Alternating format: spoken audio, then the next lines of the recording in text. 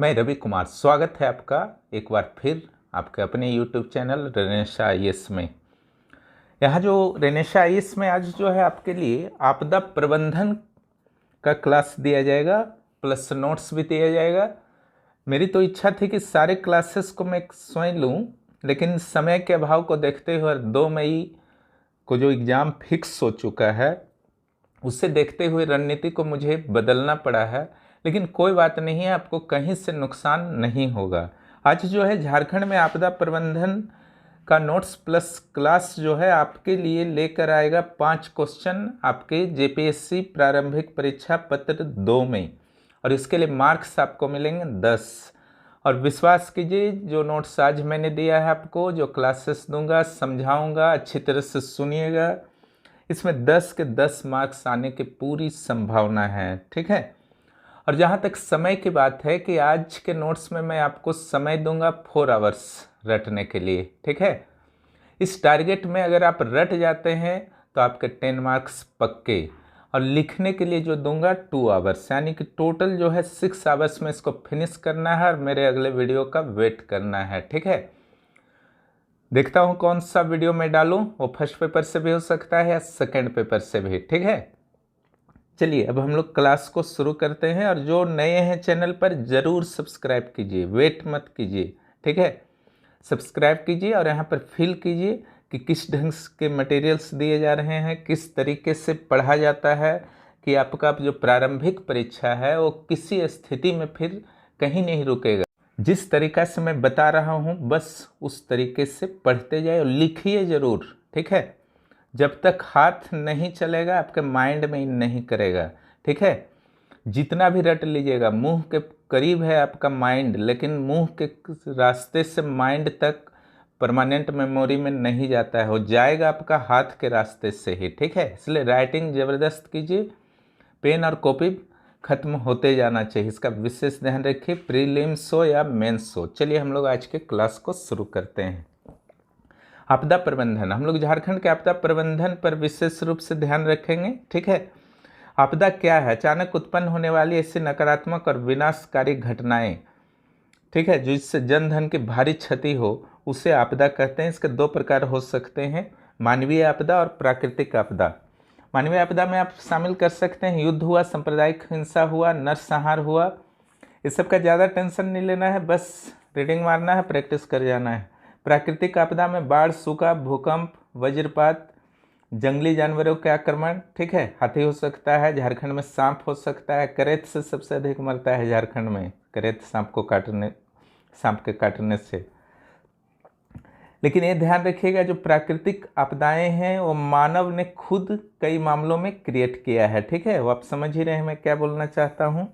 मानव का जो प्रकृति में अत्यधिक हस्तक्षेप हुआ है उसके कारण हुआ। अगर झारखंड के संदर्भ में देखा जाए, दूसरे नंबर में देखिए कोना में जो एक बॉक्स में बना हुआ है, तो यहाँ पर जो प्राकृतिक और मानवीय आपदाएं हैं उसमें सूखा, चक्रवात, खास करके साउथ ईस्ट झारखंड में कोल्हान प्रमंडल में चक्रवात का प्रभाव है।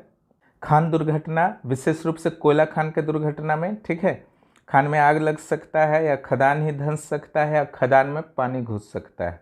हाथियों का आक्रमण, करेत सांप का काटना। चलिए अगले पेज पर, यह है टॉपिक नंबर 3। क्वेश्चन नंबर भी आप समझ सकते हैं। कुछ प्रमुख तथ्य को शुरू में ही मैंने शामिल कर दिया है, फिर हम लोग मेन टॉपिक पर आएंगे।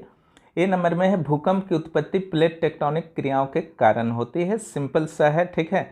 बी में है झारखंड में 3 भूकंप जोन हैं, जिसमें प्रमुख रूप से 2 और 3 हैं। जोन 2 जो है उसमें जो है आपका रिस्क है बहुत कम है, जो साउथ झारखंड में पाया जाता है। और जोन 3 जो है नॉर्थ झारखंड में है, यहाँ मॉडरेट रिस्क है।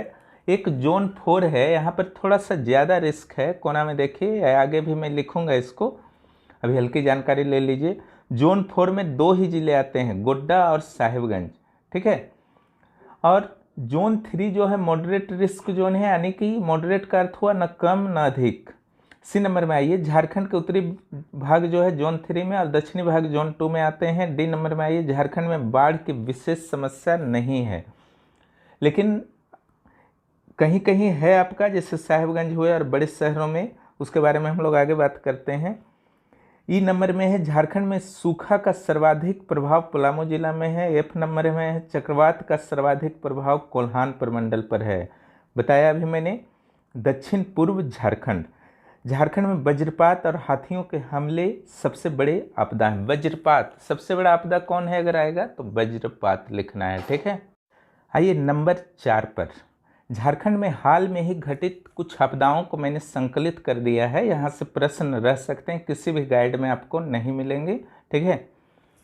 जितने भी नोट्स मेरे द्वारा प्रोवाइड किए जा रहे हैं सारे जो है इंग्लिश मटेरियल्स, रिपोर्ट्स हों या अलग अलग राज्य या केंद्र सरकार के कहीं के भी रिपोर्ट हों, लेकिन इंग्लिश मटेरियल्स से लिए गए हैं क्योंकि हिंदी में मटेरियल्स का भारी अभाव है। इसलिए आपको इंग्लिश इतनी तो ज़रूर जाननी चाहिए कि आप उसे ट्रांसलेट करके कम से कम अपने यूजफुल मटेरियल्स को वहाँ से निकाल सकें, ठीक है। इतना इंग्लिश पर कमांड जरूर रखिए।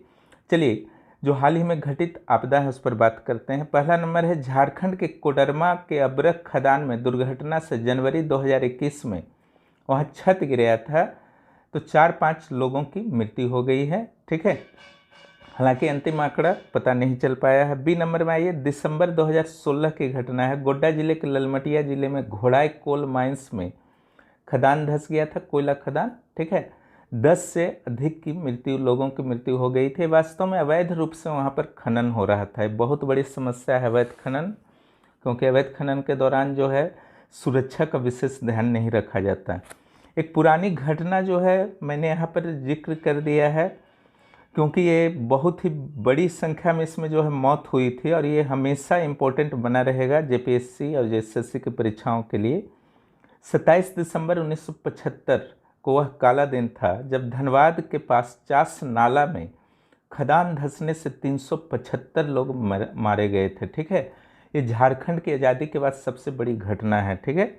अगले नंबर में आइए, सी नंबर में, वर्ष 2019 में देश के 208 जिलों को सूखाग्रस्त घोषित किया गया था। 2019 का ही डाटा मिल पाया है, जिसमें 10 जिले झारखंड के थे। 2019 का है, लगभग यही रहता है हर साल डाटा, ठीक है। इन 10 जिलों में शामिल हैं चतरा, कोडरमा, बोकारो, गिरिडीह, हजारीबाग, पाकुड़, जामताड़ा, देवघर। ये तीनों संथाल परगना से हैं, इसलिए एक साथ लिख दिया है। गढ़वा और गोड्डा को भी वहीं लिख दीजिएगा, ऊपर ही, अभी संथाल परगना में है, गोड्डा गलती से नीचे आ गया है, ठीक है। अगला जो है, झारखंड के 24 जिलों में से 15 जिले वज्रपात से प्रभावित हैं। देखिए वज्रपात कब आता है इसका विशेष रूप से ध्यान दीजिएगा। जब वर्षा सीजन होता है, मानसूनी सीजन, उस समय ज़्यादा नहीं आता है। जो गर्मी जो अभी जैसे आया है ना, तो गर्मी के दौरान जब एक्सेस टेम्परेचर बढ़ जाता है तो प्रेशर क्या होता है, लो हो जाता है, ठीक है। और समुद्र के आसपास के जो जिले हैं वहाँ वर्षा हो जाती है, इसमें तड़ित एक्सेस उत्पन्न होता है, ठीक है। बिजली गिरने की घटना जो है गर्मी वाले बरसात में ज़्यादा होती है, हमेशा याद रखिएगा। झारखंड में वज्रपात के शिकार किसी व्यक्ति के मौत पर 4 लाख रुपए का मुआवजा दिया जाता है। तो इसको मैंने संकलित कर दिया है। मौत पर 4 लाख रुपए, घायल पर 4300 रुपये से 2 लाख रुपये, बड़े पशु की मृत्यु पर 25,000 रुपये, छोटे पशु की मृत्यु पर 3,000 रुपये का मुआवजा, ठीक है। और 2014 से 19 के बीच 1047 लोगों की मृत्यु जो है वज्रपात से हो गई। कब से कब तक का डाटा मिल पाया है, 2014 से 19, 1047, यानी कि 1000 से अधिक लोगों की मृत्यु हो गई। एक सड़क दुर्घटना से संबंधित आंकड़ा भी आप लोग याद रखिएगा, चूँकि आपदा का मैटर था इसलिए मैंने डालना उचित नहीं समझा कि सड़क दुर्घटना में अगर किसी व्यक्ति की झारखंड में मृत्यु हो जाती है तो झारखंड सरकार ने 1 लाख रुपये देने की घोषणा की है, पहला। और दूसरा, अगर कोई व्यक्ति सड़क दुर्घटना से ग्रस्त किसी भी पीड़ित को, ठीक है, पहुंचाता है हॉस्पिटल, तो उसे भी 2500 रुपये का पुरस्कार दिया जाएगा, न कि पुलिस के द्वारा परेशान किया जाएगा, जैसा कि आज तक होता आया है, ठीक है। चलिए, इसका इम्प्लीमेंटेशन हो जाता है तो काफ़ी अच्छा कदम है झारखंड सरकार का। हम लोग आते हैं अब हाथी आक्रमण पर, ठीक है। 2019 में हाथियों का आक्रमण से 87 लोगों की जान चली गई। 2019 का डाटा मैंने दिया है, एकदम करेंट डाटा है। यह आंकड़ा पिछले 10 वर्षों में सर्वाधिक है, देख लीजिए, ठीक है। 2009 की अपेक्षा 2019 तक में अगर 10 साल का तुलना आप कीजिएगा तो सबसे ज़्यादा मौत जो हुआ है 2019 में हुआ है। 2009 से 2019 तक का जो कंप्लीट डाटा मुझे मिला है वो है 674 लोगों की जान गई, 674 लोगों की जान गई है। ठीक है। और जो एक जानवर जो की बात जब आई है तो मैं सांप वाले को बता देता हूँ। यहाँ पर जो सांप सर्पदंश से भी बहुत सारे लोगों की मृत्यु हो जाती है। और यहाँ पर एक क्वेश्चन बनता है कि कौन से सांप से ज़्यादा मृत्यु होती है झारखंड में। ठीक है, किस सांप के डसने से, तो करैत होगा, ध्यान रखिएगा। चलिए अगला, झारखंड में भूकंप का कुछ करंट डाटा देख लेते हैं। जून 2020 में जमशेदपुर में भूकंप आया था, इससे जस्ट पहले दिल्ली में आया था। ठीक है, जमशेदपुर तो साउथ में है इसलिए यहाँ पर कम खतरा है, इसलिए तीव्रता कम था। देखिए 4.7 था। और 21 अगस्त 2020 को, ठीक है, साहेबगंज में आया। ये जो है आपका जोन 4 में है साहेबगंज, जमशेदपुर जोन 2 में है। तो साहेबगंज में थोड़ा सा हालांकि तीव्रता कम था, लेकिन यहाँ पर संभावना है कि ज़्यादा तीव्रता का भूकंप आ सकता है। साहेबगंज वाले का तीव्रता 4.3 था। झारखंड में भूकंप के 3 जोन हैं। जोन 2 में जो है आपका लोहरदगा, रांची, खूंटी, पश्चिम सिंहभूम, पूर्वी सिंहभूम, गुमला, रामगढ़। ठीक है, रांची रामगढ़ तक, साउथ से लेकर के रांची रामगढ़ तक यानी कि मिडिल झारखंड तक जो है जोन 2 में आएगा। यहाँ पर 7 जिले हैं, कोस्ट में घेरा हुआ है 07। जोन 3 जो है, जोन 4 को पहले समझ लीजिए। यहाँ पर जो है गोड्डा और साहेबगंज 2 ही जिले हैं। तो इस ढंग से 7 और 2 9 जिले हो गए। तो जोन 3 में जो भी शेष 15 जिले बचे हैं उसको रटने की नहीं ज़रूरत है, इसको केवल हटा देना है। शेष 15 जिले जोन 3 में आएंगे। ये जो है जोन 3 जो है मॉडरेट जोन आप समझ सकते हैं। यहाँ पर ना ही अधिक खतरा है ना ही कम। ठीक है, झारखंड की दृष्टि से 3 ही जोन है झारखंड में। बाढ़ से संबंधित कुछ करंट आंकड़े को आप देख सकते हैं। अक्टूबर 2019 में साहेबगंज में बाढ़ आया। ठीक है, देखिए साहेबगंज जो है गंगा नदी के तट पर है, साहेबगंज, पाकुड़। ठीक है, संथाल परगना के जो 1-2 जिले हैं वो थोड़ा सा बाढ़ के लिए ज़्यादा आशंकित क्षेत्र हैं। अगर सबसे ज़्यादा आशंकित क्षेत्र कहाँ है, कौन सा जिला है बाढ़ के लिए पूरे झारखंड में, तो उसका उत्तर आप लोग लिखेंगे साहेबगंज। वर्षा काल में जल निकास व्यवस्था सही नहीं होने के कारण भी बाढ़ की समस्या उत्पन्न हो जाती है। इसको ज्योग्राफी में बाढ़ के कारण को अच्छी तरह से आपको मैं स्पष्ट कर दूंगा। तो बड़े बड़े शहर में अगर जल निकास की व्यवस्था ना हो तो बाढ़ जो है आपका तत्कालीन रूप से उत्पन्न हो सकता है कुछ समय के लिए। ठीक है, तो इसमें जो आपका होगा रांची, धनबाद, बोकारो, जमशेदपुर जैसे क्षेत्र को आप शामिल कर सकते हैं। आकस्मिक बाढ़ से सर्वाधिक प्रभावित जिला जो है साहेबगंज में, यानी कि अचानक आ जाना, आकस्मिक बाढ़। जंगल में आग। अब आइए कुछ करेंट आंकड़ा को देख लेते हैं। 2021 के फरवरी में झारखंड के दलमा पहाड़ में जो जंगल है हाथियों के लिए प्रसिद्ध है, आप लोग जानते ही होंगे। ठीक है, तो यहाँ पर जो है आग लगा था। हाल का घटना अगर देखें, इस सब का क्या क्या प्रॉब्लम्स है इसके बारे में हम लोग बात करेंगे। केवल अभी करेंट डाटा पर मैं कंसंट्रेट हूँ। अगला जो है सबसे महत्वपूर्ण 2020 की घटना, इसे आप जैविक आपदा के रूप में समझ सकते हैं। ठीक है, यहाँ पर जो है कोरोना जो 2020 में मार्च से फैला। तो यहाँ से प्रश्न जो आपका है बनता है, और मान करके चलिए कि प्रश्न यहाँ से आ सकता है। पूरी तरह से कोरोना के मामले में तैयार रहिए। ऐसे भी आप लोग कोरोना के माहौल में ही परीक्षा देने वाले हैं, क्योंकि फिर से कोरोना के मामले बढ़ने लगे हैं। बच के रहिए आप लोग। जो भी निर्देश सरकार द्वारा दिए जाते हैं उसका पालन कीजिए। झारखंड में पहला मामला जो है 31 मार्च 2020 को आया था। ठीक है, रांची के हिंद पीढ़ी में मलेशिया की युवती में यह मामला आया था। बहुत इंपॉर्टेंट है, कब आया था नाम तो लेना ही नहीं है। ठीक है, तो मलेशिया की युवती 31 मार्च 2020। और 2 अप्रैल 2021 तक का मैंने डाटा दे दिया है। कुल मामला जो है 1,26,000 झारखंड में अब तक आ चुके हैं। 1,26,000 2 अप्रैल 2021 तक। और जिसमें से जो ठीक हुए हैं वो 1,21,000 1,21,000 लोग ठीक हो गए हैं। 5,000 अब भी संक्रमित हैं। और अगर मौत की बात की जाए तो कुल मौतें जो अभी तक झारखंड में 2 अप्रैल 2021 तक हो चुकी हैं वो 1,115। ठीक है, यानी कि 1,000 क्रॉस कर चुका है। सरकार का जो सबसे बेस्ट प्रयास रहा कोरोना काल में वह था कोरोना सहायता ऐप। इसके माध्यम से प्रवासी मजदूरों के खाते में, हर प्रवासी मजदूर के खाते में जिन्होंने इस ऐप के माध्यम से रजिस्ट्रेशन कराया, उनकी संख्या थी 1,11,000। 2,000 रुपया उनके खाते में जमा किया गया। कितने प्रवासी मजदूरों को? 1,11,000। ठीक है, ये आ सकता है। जो झारखंड में ही थे उन मजदूरों के खाते में 1,000 रुपये। कोरोना काल के कुछ महत्वपूर्ण ऐप्स को जरूर आप लोग याद कर लीजिएगा। उसमें से मैंने कुछ का संकलन कर दिया है, इससे तो बहुत सारे ऐप थे। ठीक है, सुरक्षा कोविड-19 ऐप, RIT जमशेदपुर के द्वारा विकसित।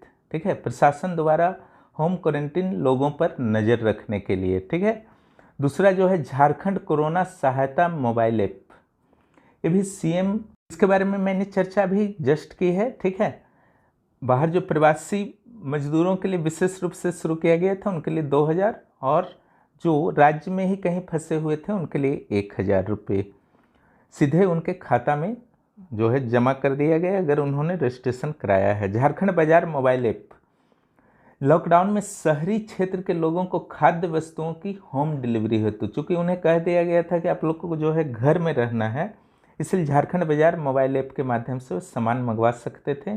टाइमिंग जो था 6 बजे सुबह से 8 बजे रात तक, और 2 किलोमीटर के परिधि में, सराउंडिंग में। ठीक है, उससे ज़्यादा दूर के लिए नहीं था। इस संजीवनी ऑनलाइन चिकित्सा परामर्श हेतु एक तरह से OPD सेवा थी। ठीक है, क्योंकि कोरोना से सारे जो स्वास्थ्य तंत्र था वो कोरोना के आसपास संकेंद्रित हो गया था, लेकिन इसका अर्थ नहीं था कि बाकी बीमारी नहीं हो रहे थे, इसलिए इस संजीवनी को शुरू किया गया। अगला जो है महत्वपूर्ण खैरियत पोर्टल। खैरियत पोर्टल की जहाँ तक बात है तो गढ़वा प्रशासन, जिला प्रशासन के द्वारा शुरू किया गया, और इसका उद्देश्य था गढ़वा जिला के जो मजदूर या कोई भी व्यक्ति बाहर फंसे हुए हैं और समस्या में हैं, तो उनकी सहायता जो है गढ़वा जिला प्रशासन के द्वारा किया जा रहा था। इस ऐप के माध्यम से उनके स्वास्थ्य की जानकारी को इकट्ठा किया जा रहा था और उन्हें वापस मंगाने का प्रयास किया जा रहा था, और कौशल के अनुसार गढ़वा में जिला में ही उन्हें रोजगार देने का जो है व्यवस्था किया गया था। काफ़ी अच्छा प्रयास था वहाँ के जिलाधिकारी के द्वारा। अगला जो है मिशन सक्षम ऐप, झारखंड ग्रामीण विकास विभाग, जेच मैंने झारखंड समझिएगा, विकास विभाग द्वारा जारी मजदूरों की कुशलता की जानकारी और उन्हें विभिन्न योजनाओं से जोड़ना। ठीक है, तो ग्रामीण विकास विभाग झारखंड के द्वारा सक्षम ऐप को जारी शुरू किया गया था। ठीक है, मजदूरों की कुशलता की जानकारी और उन्हें रोजगार देना। चलिए अब उन उपायों पर हम लोग बात कर लेते हैं जिससे कुछ विशेष आपदा जो झारखंड में आया करते हैं उससे राहत कैसे प्राप्त किया जा सकता है। एक चीज़ तो सभी में डाल दीजिएगा, प्रशिक्षण और जागरूकता लोगों के बीच, क्योंकि आपदा का शिकार जो है आम जनता का हर एक व्यक्ति हो सकता है उस क्षेत्र में, इसलिए प्रत्येक व्यक्ति के पास जो है इतना प्रशिक्षण होना चाहिए और इतना जागरूकता होना चाहिए कि वे तत्कालीन कुछ उपाय कर सकें। हमेशा प्रशासन का वेट तुरंत नहीं किया जा सकता है। ये नंबर जो है सूखा से, तो इसके लिए जल संग्रहण करना होगा, तालाब, वाटर शेड। ठीक है, मृदा संरक्षण, वृक्षारोपण, लोगों को प्रशिक्षण और जागरूकता। बाढ़ से नदियों के बाढ़ क्षेत्र का सीमांकन, बाढ़ क्षेत्र में स्थायी संरचनाओं के निर्माण पर रोक, चेतावनी प्रणाली सुदृढ़ करना, तटबंधों का निर्माण। नदी का पानी यह देख लिया जाता है बाढ़ क्षेत्र के सीमांकन में कि आखिर कहाँ तक वो मैक्सिमम अधिकतम जा सकता है। उस क्षेत्र में किसी भी तरह के बसावट को अनुमति नहीं दी जाती है, क्योंकि नदियों का जो बाढ़ जल का विस्तार होता है उसी क्षेत्र में मैक्सिमम तबाही मचती है। ठीक है, और चेतावनी तंत्र दिया जा सकता है बाढ़ का। भूकंप तो यह नहीं है कि चेतावनी, पूरी चेतावनी संभव नहीं है, तो उससे भी बचाव हो सकता है।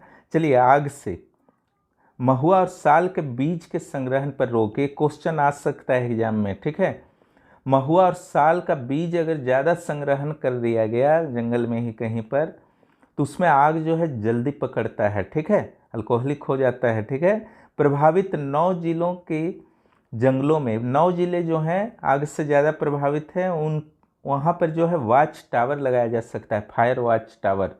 अगर कहीं भी आग दिखता है वन विभाग को तो उसको जा कर के बुझाया जा सकता है। और जो परिपक्व हो चुके हैं, वृद्ध हो चुके हैं वृक्ष, उसकी कटाई कर देनी चाहिए और उसकी जगह नया वृक्ष लगा देना चाहिए, क्योंकि परिपक्व वृक्ष में सूखे पार्ट्स ज़्यादा होते हैं और जल्दी आग पकड़ सकते हैं। सड़क मार्ग, बीच बीच में सड़क बना देना चाहिए जगह जगह जंगल के बीच में वन विभाग के द्वारा। उससे जंगल में जो है आपसी संपर्क जो है पूरा जंगल का बीच बीच में टूट जाता है, तो आग जब भी लगता है तो उसका विस्तार नहीं हो पाता है। चलिए, थंडर से कैसे बचाव हो सकता है? बिजली गिरना, इसको सिंपल अर्थ में समझ सकते हैं। घरों में जो है तड़ित चालक लगाना चाहिए, ठीक है। और तड़ित चालक जो होता है वो कॉपर का बना होता है और ज़मीन में बहुत गहराई तक धंसा हुआ होता है और बिल्डिंग से थोड़ा ऊंचा होता है, तो बिजली को अपनी ओर टान लेता है। और जो है अगला, मौसम खराब होने पर पेड़ के नीचे तो कभी नहीं जाना चाहिए, ठीक है। बिजली के खंभे के नीचे नहीं रहना चाहिए। छाता लेकर नहीं चलना चाहिए मौसम खराब होने से, वो भी टानता है बिजली को। और प्रशिक्षण और जागरूकता बहुत ज़रूरी है कि क्या किया जाए अगर बहुत ज़्यादा बिजली गिरने लगा है अचानक, तो उन स्थितियों में जो है आपको क्या करना चाहिए। खाली स्थान पर किसी भी कार के अंदर अगर आप हैं तो भी आप सेव हैं, घर के अंदर भी हैं तो सेव हैं। स्काइपा जो है, जहाँ पर आप अधिकारी बनेंगे तो प्रशिक्षण के लिए जाएंगे, रांची में है, श्री कृष्ण लोक प्रशासन संस्थान। इसके द्वारा थंडर से संबंधित प्रशिक्षण के लिए, आम जनता का प्रशिक्षण के लिए एक विशिष्ट ट्रेनिंग मॉड्यूल जो है डेवलप किया गया है। प्रश्न आ सकता है। चलिए, खनन से, अवैध खनन पर रोक। ललमटिया का जो मैंने शुरू में एक डाटा दिया वो अवैध खनन का ही परिणाम था। और सुरक्षित खानों को बंद करना, आधुनिकतम तकनीक का प्रयोग करना ताकि दुर्घटना कम से कम हो। आग और पानी से सुरक्षा का पर्याप्त व्यवस्था, क्योंकि खदान में आग लग गया या पानी भर गया तो बहुत बड़ा समस्या हो जाता है, धंस गया तो। प्रशिक्षण और जागरूकता किसको? जो अंदर जा कर के काम करते हैं। चलिए, झारखंड के एक बड़े आपदाओं में से एक हाथियों के आक्रमण से कैसे रक्षा करना है। सामना होने पर, अगर आप पहाड़ी क्षेत्र में अगर सामना हुआ है तो ऊपर की ओर मत भागे, उन लोग ऊपर की ओर स्पीड चलता है। ढलान से नीचे की ओर भागे, ढलान में उन लोग नहीं चल पाता है स्पीड, ठीक है। महुआ के बीजों का संग्रहण ज़्यादा नहीं करना चाहिए गाँव में, क्योंकि उसके गंध से भी हाथी जो हैं आ जाते हैं, ठीक है। इसके अलावा लाल मिर्च का पाउडर युक्त मसाल बनाना चाहिए या गोबर में सुखा करके लाल मिर्च को बनाना चाहिए, गोबर का गोईठा टाइप का, और उसको जला देना चाहिए जिधर से हाथी आने का आशंका हो, ठीक है। तो लाल मिर्च का गंध से उन लोग भाग सकते हैं। फिर आप आवाज़ भी कर सकते हैं, ढोल बोल पीटने से भी उन लोग भागता है आग जलाना मिर्च वाला, ठीक है। और जो है प्रशिक्षण जागरूकता यहाँ भी होगा ही लोगों में। अगला, ये भूकंप से, यहाँ पर जो है एक आंकड़ा है नेशनल एवरेज जो है मरने का, तो 300 व्यक्ति प्रति वर्ष जो है डेथ हो जाता है हाथी के आक्रमण से पूरे देश में।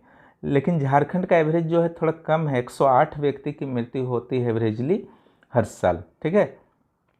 चलिए, भूकंप से, खुले स्थान पर जाने का प्रयास करना चाहिए, लेकिन अगर समय नहीं है खुले स्थान पर जाने का तो चौकी हुआ या मेज हुआ उसके अंदर जो है बैठ जाना चाहिए, ठीक है। भारी सामान जैसे अलमीरा वगैरह जो गिर सकता है उससे एकदम दूर रहना चाहिए।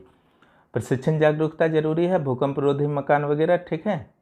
मेरे द्वारा दिए जा रहे एक क्लास और नोट्स को जो है अच्छी तरह से याद करते जाइए, आपका कॉन्फिडेंस लेवल धीरे धीरे बढ़ता जाएगा और आपको लगने लगेगा कि मैं आसानी से जो है प्रीलिम्स क्वालिफाई कर सकता हूँ, ठीक है।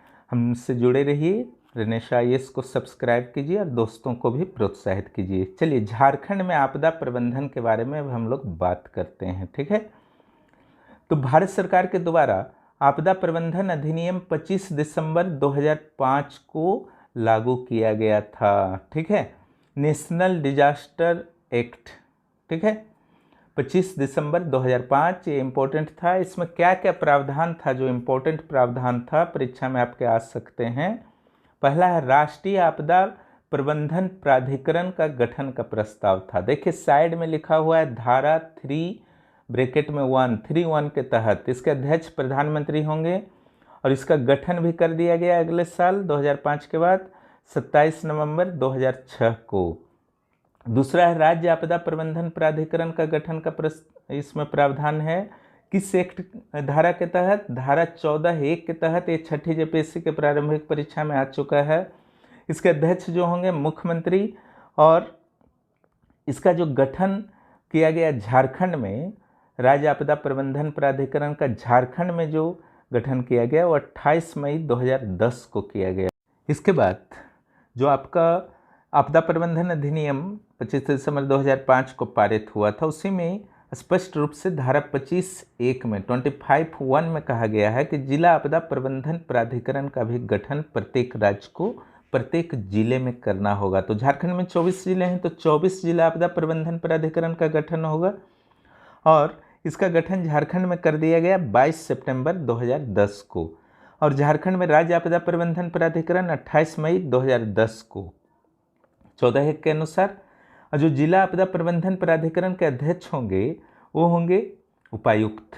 ठीक है, ये छठी जेपीएससी में आ चुका है कि जिला आपदा प्रबंधन प्राधिकरण के हेड कौन होंगे। तो वहाँ पर दिया था समाहर्ता और दंडाधिकारी ए और बी में। तो देखिए दोनों जो है उपायुक्त ही होते हैं, समाहर्ता भी और दंडाधिकारी भी। ठीक है, इसलिए वहाँ पर कंफ्यूज नहीं करना है, उसमें दोनों उत्तर हो जाता है। चाहे मजिस्ट्रेट हो, जिला मजिस्ट्रेट या जिला कलेक्टर, दोनों उपायुक्त को ही कहा जाता है।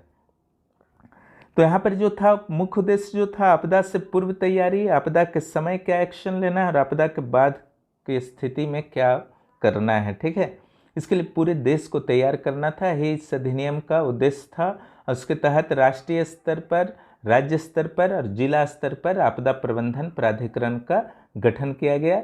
आर्टिकल 3(1) राष्ट्रीय स्तर पर, आर्टिकल 14(1) राज्य स्तर पर, आर्टिकल 25 का 1 जिला स्तर पर। उसके अलावा जो राष्ट्र स्तर पर था 27 नवंबर 2006 और झारखंड राज्य में जो गठित हुआ राज्य स्तर पर 28 मई 2010 और जिला स्तर पर जो गठित कर दिया गया उसी वर्ष 22 सितंबर 2010।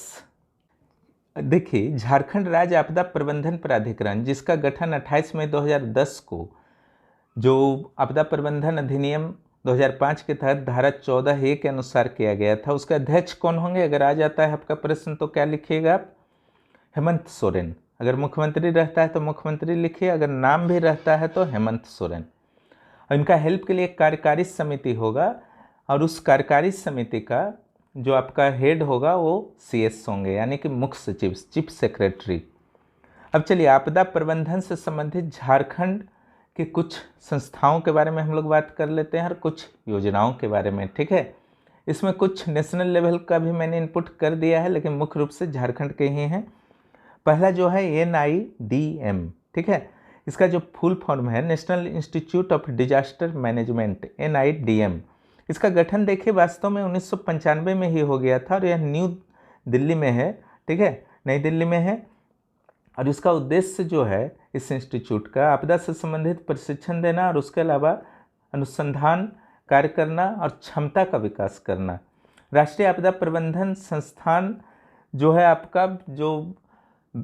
आपका झारखंड में एक आपका जो है श्री कृष्ण लोक प्रशासन संस्थान, वहाँ भी आपदा के प्रशिक्षण से संबंधित कार्यों में सहयोग करता रहा है। हालांकि 2012 के बाद इसने वित्तीय सहयोग बंद कर दिया है, केवल तकनीकी सहयोग करता है, राज्य सरकार वित्तीय सहयोग करती है।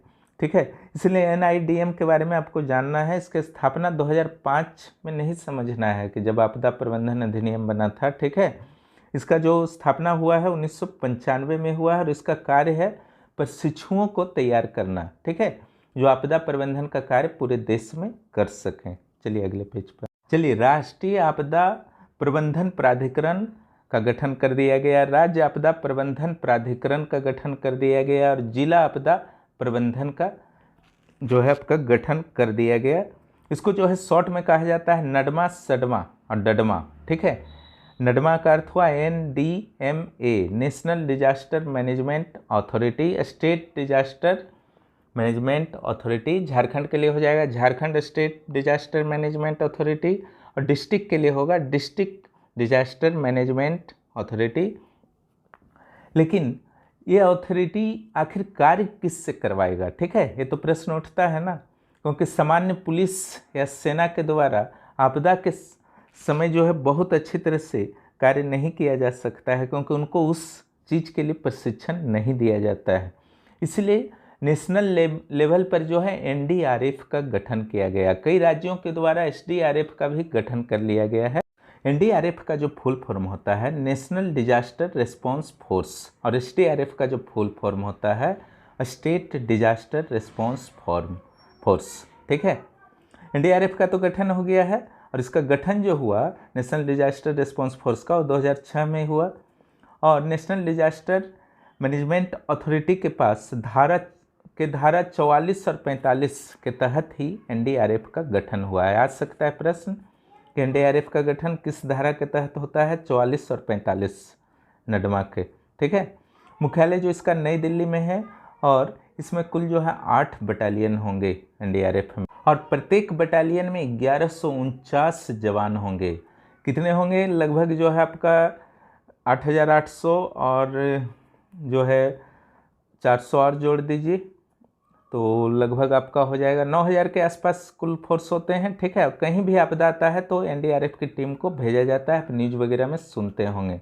ठीक है, अब आइए SDRF state disaster response force कई राज्यों द्वारा गठित कर दिया गया है। झारखंड में भी जब भी कोई आपदा आता है तो एसडीआरएफ के गठन पर सरकार थोड़ा सा एक्टिव होती है, लेकिन कुछ समस्याएं हैं, जैसे उपकरणों का अभाव है। ठीक है, उनके लिए पर्याप्त अधोसंरचना इंफ्रास्ट्रक्चर का अभाव है, जिसके कारण एसडीआरएफ का गठन नहीं हो पा रहा है। लेकिन जो प्रस्ताव है, अगर एसडीआरएफ का झारखंड में गठन होता है तो उसके अध्यक्ष जो होंगे मुख्य सचिव होंगे और 4 अन्य मेंबर होंगे। तो मेंबर कौन कौन होंगे, तो एक वित्त सचिव होंगे वित्त मंत्रालय के, एक गृह मंत्रालय के गृह सचिव होंगे, फिर स्वास्थ्य सचिव होंगे, और एक आपदा प्रबंधन विभाग के सचिव होंगे। ठीक है, तो इतना जानकारी रखिए एसडीआरएफ के बारे में, लेकिन ध्यान रखिएगा गठन नहीं हुआ है अभी।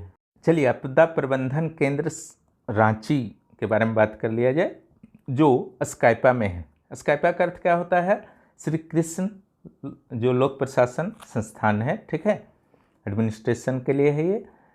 इसे निडम के द्वारा या एनआईडीएम का अर्थ हो गया national institute of disaster management के द्वारा तकनीकी और वित्तीय सहायता प्रदान की जाती थी। ठीक है, पहले की जाती थी, पहले भी मैंने इसका चर्चा किया है, लेकिन 2012 के बाद झारखंड सरकार के द्वारा वित्तीय सहायता किया जा रहा है।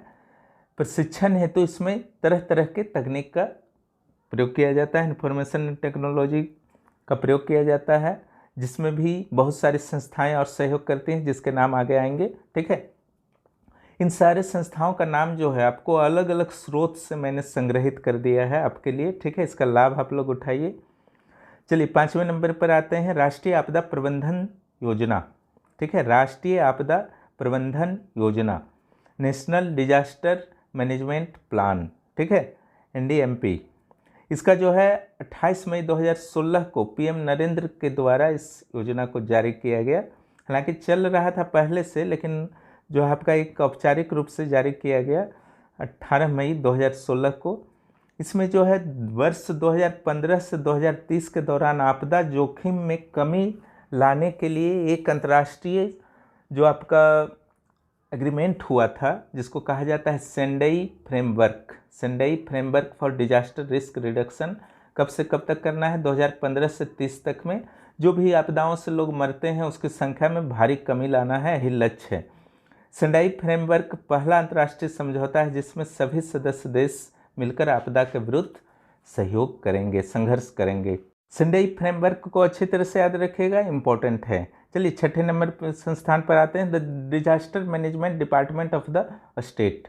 इसकी स्थापना जो है 2004 में हुई थी। The disaster management department of the state, DMD भी कहा जाता है।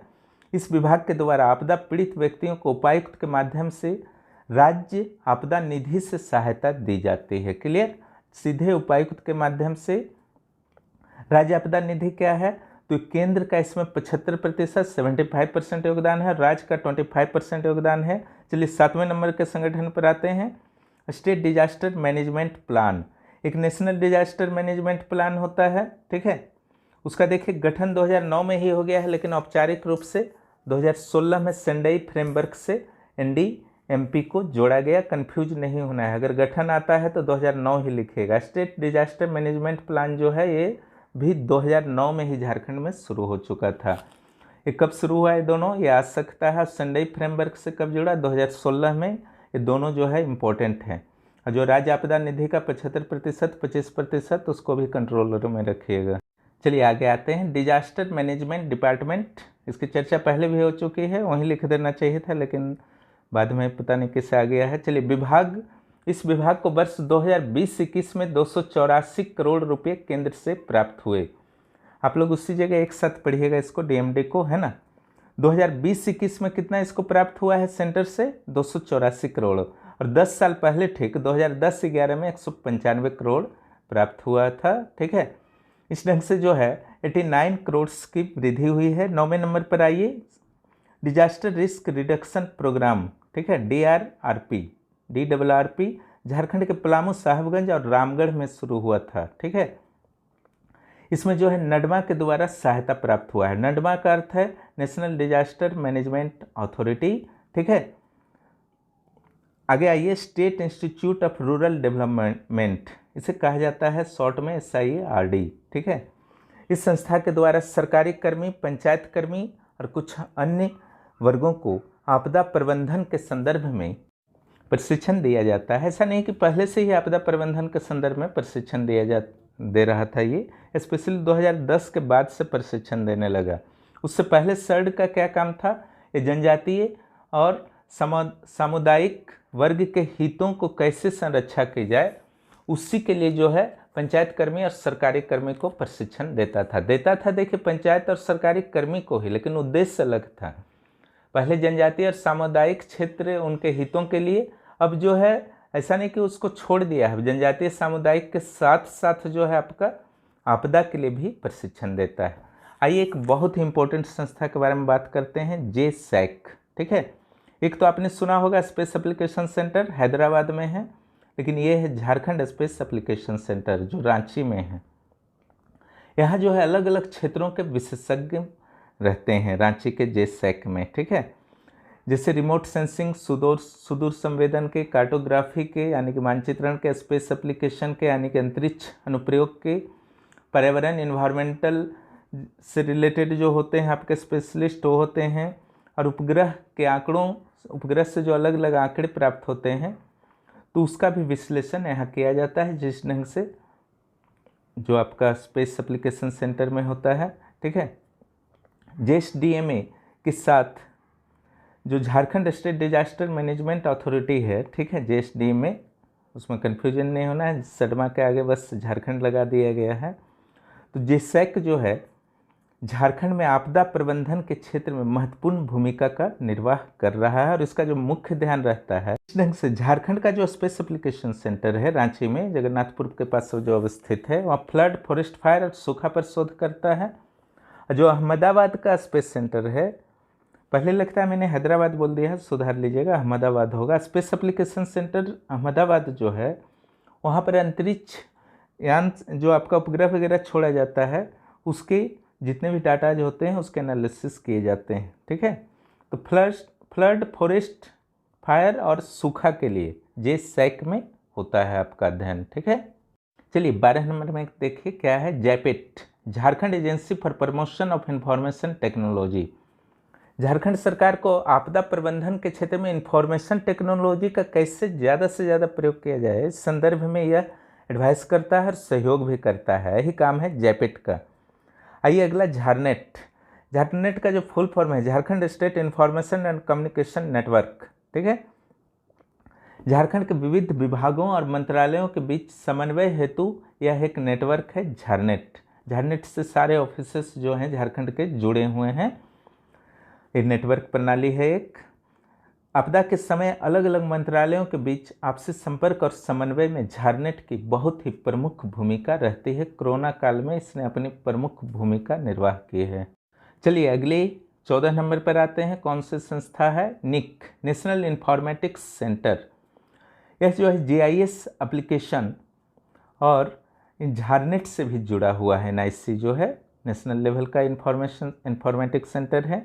VSAT के माध्यम से इसमें इंटरनेट कनेक्शन मिलता है। देखिए VSAT एक छोटा सा, पहले आप देखे होंगे जो केबल टीवी के लिए बड़ा बड़ा जो आपका छातानुमा एंटीना लगाया जाता था, ये छोटा सा होता है। स्पेशली सरकार की ओर से प्रत्येक डिस्ट्रिक्ट का जो मुख्यालय होता है, हेडक्वार्टर होता है, वहाँ पर DC के कार्यालय में और DC के आवास में लगाया जाता है।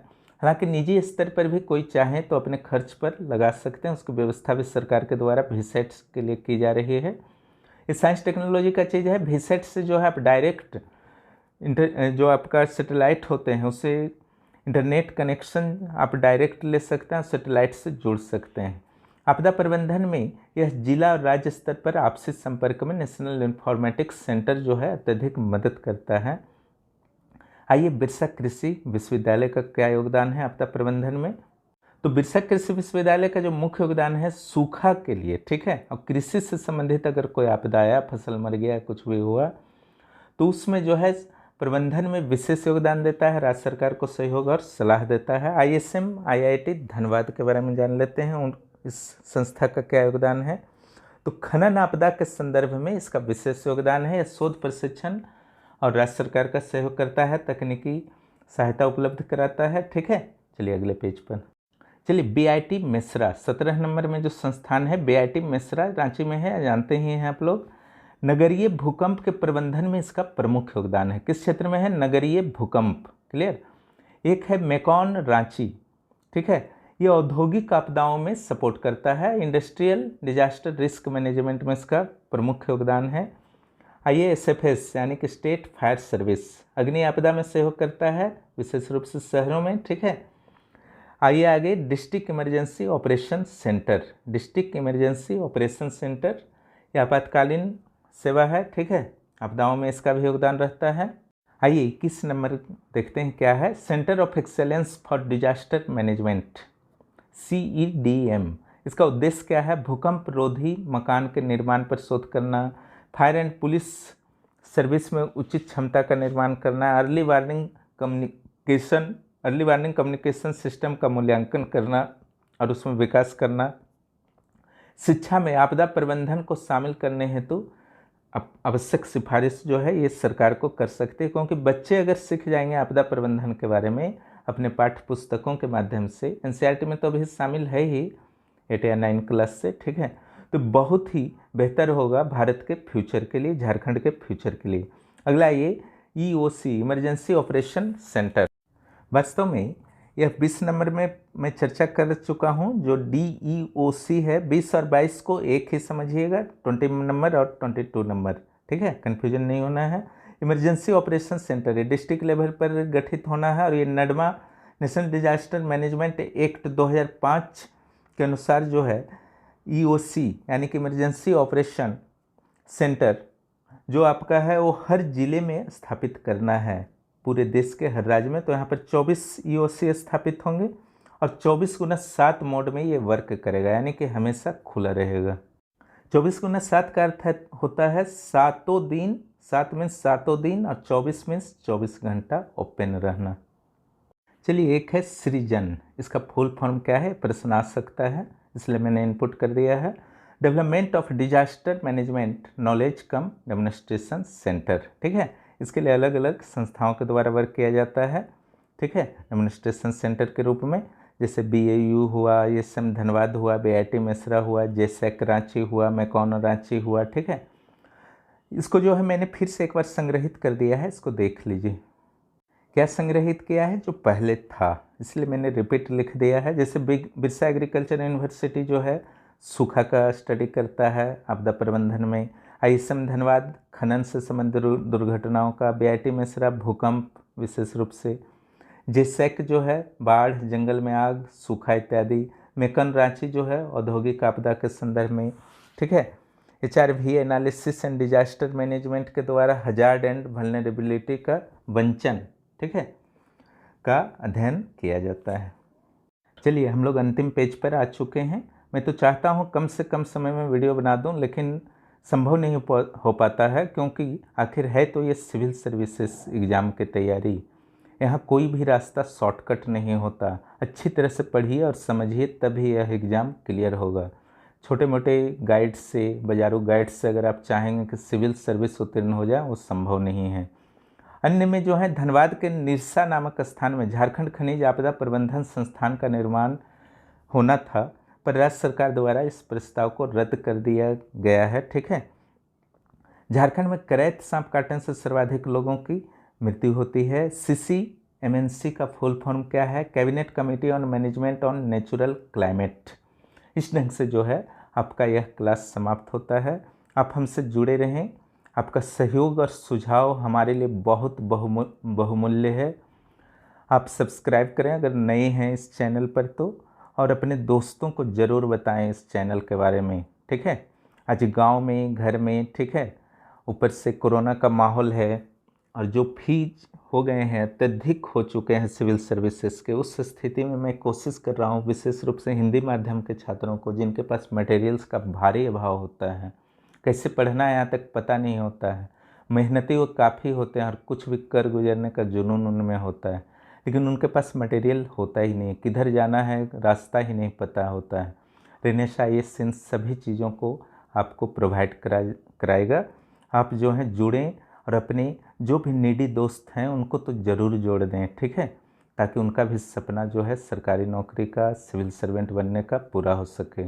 धन्यवाद।